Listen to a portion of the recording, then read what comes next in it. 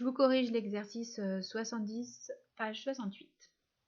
Donc la première question, il s'agit de résoudre une inéquation à une inconnue, enfin du premier degré à une inconnue, et ensuite de se servir de la réponse pour compléter un tableau de signes.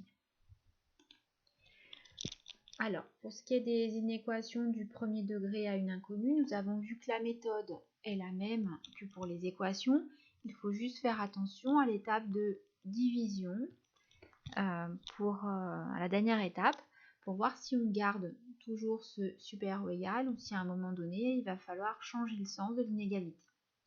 Donc là, on commence par trier les x d'un côté, les nombres sans petit x de l'autre côté. Donc on va se débarrasser de moins 10 en faisant dans chaque nombre une addition plus 10. On va donc obtenir l'inéquation équivalente 2x supérieur ou égal à 10. Ensuite, on va se débarrasser de ce 2 qui est multiplié avec petit x en divisant par 2 de chaque côté. On obtient x d'un côté et puis de l'autre côté 10 divisé par 5. Le sens de l'inégalité, 10 divisé par 2, pardon, qui fait 5. Le sens de l'inégalité reste le même puisqu'on divise par un nombre positif, par 2. Une fois que vous avez obtenu x supérieur ou égal à 5, vous tracez votre axe des réels, placez votre 0, votre 5 et vous coloriez l'ensemble des solutions. Donc là, on veut les nombres plus grands que 5, ça va donc correspondre aux nombres qui sont à droite du 5 sur l'axe gradué. Donc vous les coloriez. Normalement, il faudrait aussi mettre notre crochet.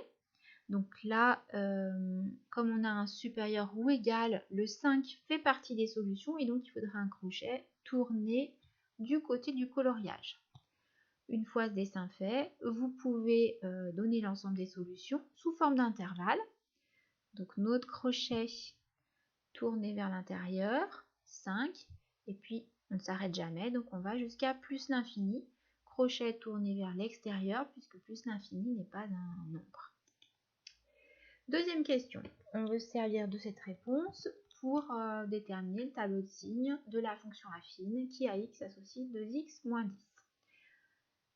Donc nous avons déterminé que 2x moins 10 supérieur ou égal à 0, c'est-à-dire positif, c'était la même chose que x plus grand que 5. On a notre 5 qui est positionné.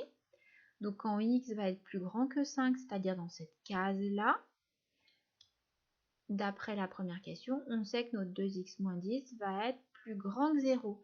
Donc on va pouvoir mettre un plus dans la case à droite. Nécessairement, on aura un moins de l'autre côté, puisque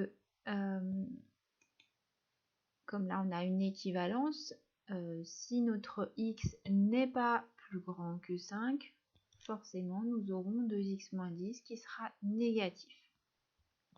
Notre tableau de signes est complété. On vous demandait pourquoi il y avait un 0 sur la ligne séparant ces deux cases. Eh bien parce que quand vous résolvez 2x moins 10 est égal à 0, vous faites les mêmes étapes que celles que nous avons fait dans la question 1 pour résoudre une équation. Et vous allez arriver non pas à x supérieur ou égal à 5, mais à x est égal à 5. 5 est la solution de l'équation 2x moins 10 est égal à 0. L'image de 5 par cette fonction vaut 0. Voilà pourquoi il y a 0 à cet endroit-là. Nous avions appris, plus tôt dans l'année, à déterminer le tableau de signes d'une fonction affine différemment. La première étape, c'était justement de résoudre 2x moins 10 est égal à 0, chercher quand notre fonction affine s'annulait. Donc là, on aurait trouvé que c'est le cas quand x est égal à 5. On mettait dans la première ligne pour x notre 5 et en dessous, du coup, un 0. Ensuite, on regardait le coefficient directeur de la fonction affine. Alors ici, notre coefficient directeur serait 2. Il est positif, ça signifie que la fonction affine est croissante. Donc on va commencer par des petits nombres jusqu'à ce qu'on passe par 0 et ensuite on aura des nombres plus grands que 0. Ce qui nous permet à nouveau de remplir notre tableau avec un moins sur la gauche et un plus sur la droite.